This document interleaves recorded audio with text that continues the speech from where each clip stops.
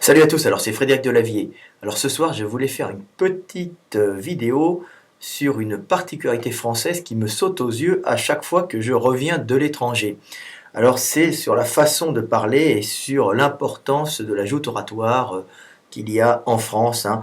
Et ça à tout niveau social, hein, que ce soit dans les bistrots ou que ce soit sur les plateaux télé. On voit tout le temps les gens s'affronter dans des grands concours d'éloquence. Donc ça, c'est vraiment une particularité française qui vient directement du système de caste, hein, en France. C'est-à-dire que, comme j'explique tout le temps, comme la France est un pays de caste, où il n'y a pas de montée sociale possible, hein, c'est comme je dis, c'est le pays des fils d'eux, hein. C'est un pays où, en général, on meurt où l'on est, hein. Je le répète tout le temps parce qu'il faut bien que ça rentre dans les oreilles des gens pour qu'au bout d'un moment, on puisse changer ce système en faisant des lois ou en votant pour quelqu'un qui éventuellement se proposerait de changer ce système. Donc, je mets le point sur cette particularité française qui a sûrement eu une fonction pour stabiliser la société, mais qui devient vraiment un gros défaut actuellement, hein. Quand on vient de l'étranger, ben on s'aperçoit qu'en France, les gens parlent essentiellement, ils ne parlent pas pour résoudre des problèmes, hein. Par exemple, tiens, ils sont à table et puis ils expliquent, tiens, j'ai acheté un barbecue, il marche pas, peux-tu m'aider? Ou bien, tiens, je voudrais trouver une copine, est-ce que tu connais? La plupart du temps, on s'aperçoit que les gens parlent pour établir un rang social. Alors, c'est au cours de joutes, de concours d'éloquence, hein. On voit ça pour écraser l'autre. Alors, on voit ça à la télévision, particulièrement dans tous les débats télévisés français, hein. Alors ça, le débat télévisé français qui dure des heures, où les gens s'affrontent verbalement sans vouloir réellement résoudre des problèmes, hein. Le but, c'est de s'affronter, donc on s'oppose à l'autre, hein. On s'oppose à l'autre, pas pour résoudre un problème ou pour faire avancer les choses, hein, pas pour essayer de trouver une vérité, hein, dans cette opposition. On, euh, on s'oppose à l'autre uniquement pour établir un rang social et pour dire moi je suis le plus fort. Donc c'est une espèce de concours d'éloquence. Alors on voit ça dans les émissions télé, c'est assez choquant, hein. Les mecs s'affrontent pendant des heures. Alors c'est à celui qui écraserait le plus l'autre, hein. C'est à celui qui manierait le mieux l'éloquence, hein. Donc l'éloquence, c'est la façon de parler, la façon de bien parler, hein, pas forcément pour dire quelque chose, mais simplement pour parler, pour écraser l'autre, hein. Donc c'est un concours d'éloquence avec des beaux mots, avec ça devient, c'est vraiment, c'est affligeant quand on voit ça, parce qu'on peut regarder des émissions qui durent 1 heure et il n'en sort rien. On aura dit oh vain Dieu, c'est qu'il parle bien ce monsieur, hein. Oh, oh, tu as vu comme il lui a fermé le caquet. Ouais, mais en attendant, ils n'ont rien dit du tout. Ils parlent, mais ils ne disent rien, hein. Ils s'affrontent pour écraser l'autre. Alors on voit ça chez nos politiques, hein, qui parlent pendant des heures, hein. Ils parlent pendant, j'ai jamais vu ça à l'étranger, hein. Il y a des discours politiques à l'étranger. Bien sûr, à l'étranger, ils ont leurs défauts propres, hein. Ne rêvez pas, c'est pas le paradis à l'étranger. Mais moi qui suis français, je vous montre où sont les défauts des Français. Quand vous voyez les politiques qui parlent pendant des heures, concours d'éloquence, on essaye d'établir un rang pour s'affirmer. Alors ça, on peut le voir, vous avez le... C'est à tout niveau, hein, quand vous voyez les gens qui s'affrontent, bon, j'ai dit dans les débats télévisés, mais jusqu'au dîner du dimanche soir, du samedi soir en famille, hein, où on parle, on discute, en fin de compte on ne fait pas avancer les choses, on parle des informations, on a des avis sur tout, puis en fin de compte on ne fait rien en France, hein. Donc c'est assez affligeant, hein, jusque dans les cafés, dans les troquets, où tous les gens parlent, blablabla, blablabla, et toi, et puis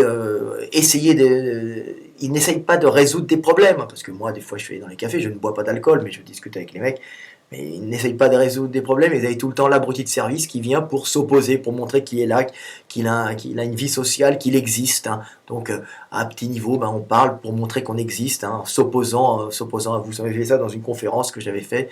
Il y avait un type qui était venu et puis il parlait uniquement pour s'opposer. Alors, au bout d'un moment, j'ai arrêté. J'ai dit, écoute, qu'est-ce que tu veux que je fasse?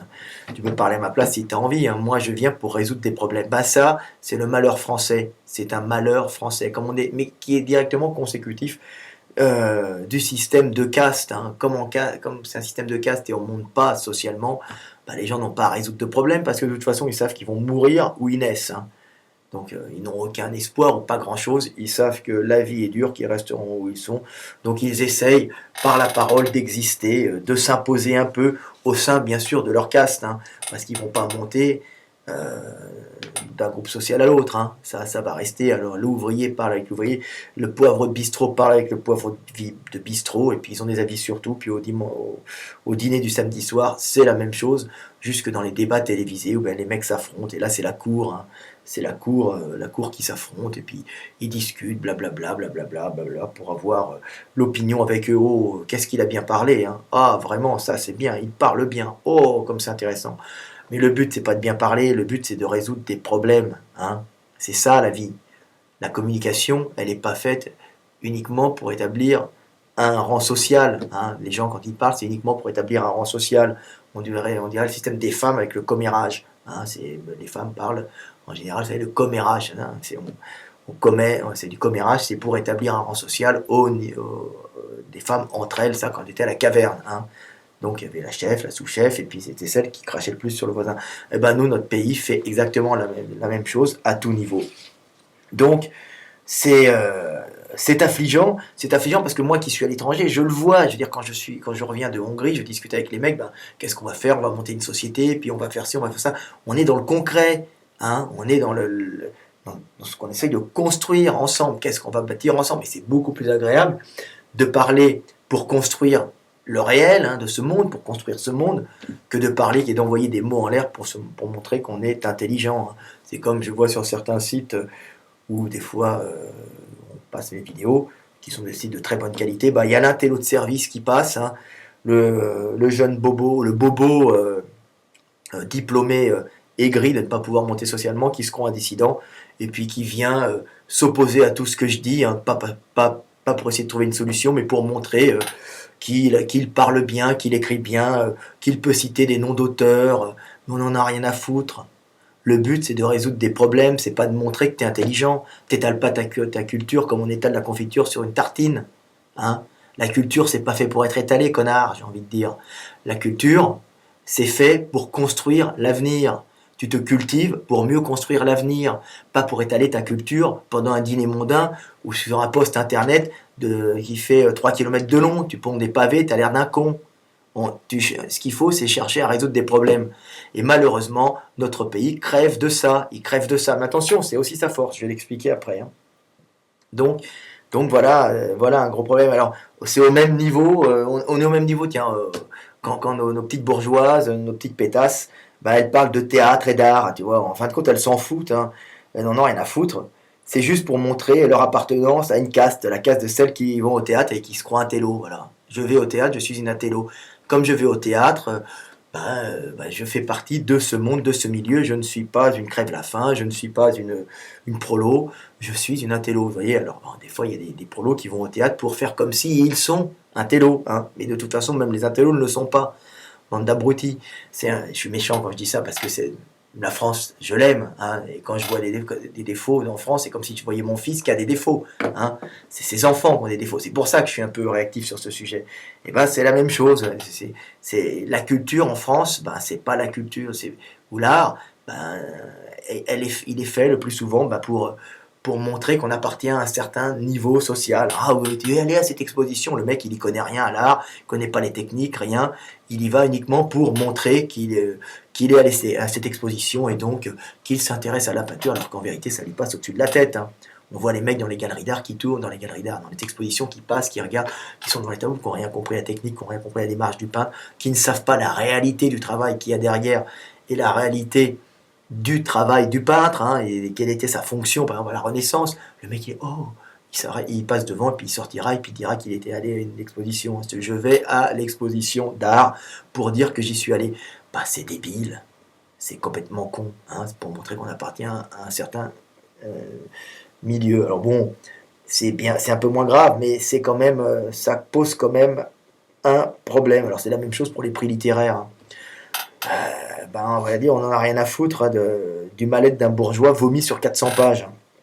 Ben, les gens, ils lisent ça pour dire qu'ils ont lu le dernier prix littéraire et qu'ils sont des intellos. Donc j'appartiens à la classe des intellos. Hein. La classe. Hein. Là, c'est un mot qui est en France, hein. C'est un mot typique de la France et ça fait classe. hein. Ben, ça fait classe, ça veut dire ça fait classe sociale. Hein, classe sociale, caste, ce sont des castes. Il faut sortir de ce système. Hein.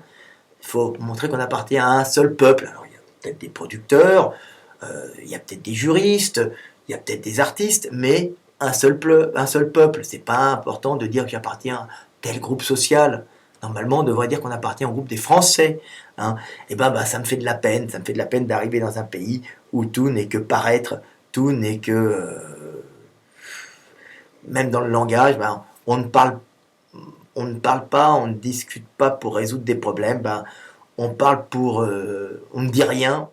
Hein, on ne fait qu'établir un rang social en écrasant l'autre. Hein. Comme je vous l'ai dit, le plus flagrant, c'est la télévision française, quand vous y arrivez, tous ces débats télévision qui durent des plombes, où les mecs n'arrêtent pas de s'écraser. Alors ça a un côté un peu excitant, hein, ça fait un peu les jeux du cirque, hein, quand on voit ça. On voit les mecs qui s'affrontent, qui s'insultent. Ah, regarde, il l'a écrasé. Ah, il en a pris plein la gueule. Ah, regarde, il a été humilié. C'est nul. Ça serait quand même mieux de pouvoir résoudre des problèmes, de discuter, de résoudre des problèmes. Hein. Et c'est au même niveau des politiques qui s'affrontent et qui essayent de s'écraser verbalement. Hein. On ne résout pas des problèmes, on essaye d'écraser l'autre. Hein. Hein. Tiens, à titre d'exemple, tiens, l'Allemagne, que je prends en exemple. On n'est pas du tout des Allemands, on ne pourra jamais faire comme eux. Ils ont de grands défauts aussi. Mais on voit Merkel qui s'est associée à notre parti politique, hein, en fin de compte, pour résoudre des problèmes. Hein. Les partis politiques en Allemagne ne s'affrontent pas. Ils essayent de résoudre des problèmes entre eux, de gagner les élections en présentant la meilleure idée. Hein. Et quand des fois un autre arrive là, ils s'associent. Ils s'associent parce qu'ils ont un sentiment d'unité de race, hein, en général. On appartient au groupe allemand. On a été allemand par le sang très longtemps. Hein, c'était jamais un grand pays, alors que la France c'était un pays avec la cour. Hein, donc on brillait auprès du roi. On allait à la cour, on montait quand on faisait partie de la caste des dominants, la caste des seigneurs. Hein, de la noblesse, on montait à la cour et là on essayait de parler, de discuter, tout ça pour avoir un poste. Donc on essayait d'avoir de l'éloquence, hein, on s'habillait avec des habits de couleur, hein, et on se montrait auprès du roi pour avoir un poste de gestion. Voilà, en France, la parole, hein, ça sert en général le plus souvent à établir un rang social, hein, et non à résoudre des problèmes. Hein. Malheureusement c'est ça et c'est à tout niveau et c'est un gros défaut français et qui m'horripile. Vous avez dû vous en apercevoir dans cette discussion, dans cette petite vidéo. Bon, par contre, le bon côté de la chose, on va parler du bon côté de la chose quand même. Hein. C'est que l'avantage de la France, c'est comme on est dans un pays de caste, hein, donc on ne monte pas, mais beaucoup, j'en discutais avec un ami hier soir que j'ai rencontré dans la rue, hein, qui est un peu dingue, mais qui des fois voit des trucs intéressants. Donc je le croise, on a fait 5 km à pied ensemble. Donc, et je lui disais ça et on en parlait ensemble. En France, c'est un pays de caste, donc on ne monte pas socialement. La soupape de sécurité à la France, c'est quoi? C'est la possibilité de parler. Alors les gens parlent, discutent, envoient des idées en l'air, en s'affrontant dans les idées. Hein, on ne cherche pas à résoudre des problèmes parce qu'on ne les résoudra pas en France. C'est déjà casté, c'est un millefeuille, hein, avec des classes sociales et tout. Donc en France, on ne monte pas, mais la soupape de sécurité, c'est la parole en France. Les gens ont le droit de parler en France, ont le droit de s'exprimer. Alors ils ne sont pas contents sur ci, ils ne sont pas contents sur ça. Ils expriment plein de choses, ils expriment des idées. Moi je fais ci, moi je fais ça. Il faudrait faire comme si on s'affronte. L'avantage c'est qu'en France, il sort quand même beaucoup d'idées, hein, qui de ces joutes d'éloquence. Des fois quand même, il sort quelques idées qui ne sont pas mises en marche en France le plus souvent, mais qui sont réutilisées dans le monde entier, hein, et qui servent le plus souvent à des gens, tiens, les Français ont eu cette idée, on va les utiliser. Et ça, c'est la force de la France, c'est d'être quand même un réservoir à idées qui naît de la frustration de ce peuple qui s'affronte verbalement, qui n'arrête pas de parler, blablabla, ils parlent, ils s'affrontent, parce qu'ils ne peuvent pas monter socialement, mais l'avantage, c'est que de cette frustration, naît des idées qui vont par-delà le monde et qui le changent un peu et qui sont des fois reprises par des étrangers, dans des pays où les gens agissent et où les gens ont les moyens d'agir. Hein. Voilà, c'était ma petite vidéo, un peu coup de gueule sur la France. Est-ce que j'ai d'autres petits trucs à dire? Non, on va pas en faire des tonnes, un quart d'heure, c'est bon. Voilà, j'ai passé une petite couche sur les prix littéraires, sur la pétasse qui va au théâtre et qui en a rien à foutre en vérité. Hein, tout ça, c'est c'est du superficiel. Hein. Donc, bah voilà. Voilà, sur les produits littéraires, j'ai dit. Voilà un peu la France.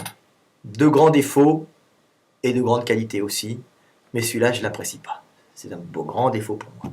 J'espère que ça changera et qu'on pourra résoudre les problèmes par la parole plus que de s'opposer. Salut, c'était Fred Delavier.